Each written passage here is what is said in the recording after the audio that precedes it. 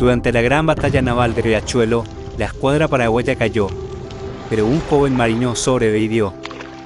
Se llamaba José María Fariña, había nacido en Caacupé y aunque ya no tenía barco, le quedó el coraje y el río. Convirtió su derrota en propósito y se hizo artillero, uno de los mejores. Avanzaba lento, deslizándose entre la niebla, sin blindaje, sin escolta, un simple lanchón de madera, pero con un propósito que pesaba más que el hierro. Frente a él, la escuadra imperial del Brasil, acorazados, cañoneros, oficiales cubiertos de oro, todo contra un solo cañón. No era una flota, era solo él, pero bastaba. El 27 de marzo de 1866, un disparo suyo voló la timonera del Tamandaré. Murió el comandante Maris de Barros y más de 30 tripulantes. La flota retrocedió y Fariña empezó a hacerse invisible. De día no se le veía, de noche atacaba, golpeaba y desaparecía entre las sombras. Algunos decían que disparaba desde la selva, otros que su lanchón se volvía parte del río y nadie sabía cuándo iba a aparecer.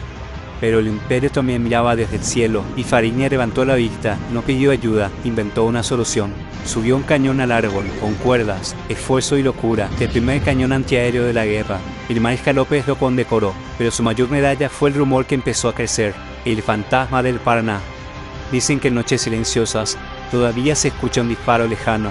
No es el viento, es Fariña, el hombre que no tuvo escuadra, pero sí la voluntad de un ejército.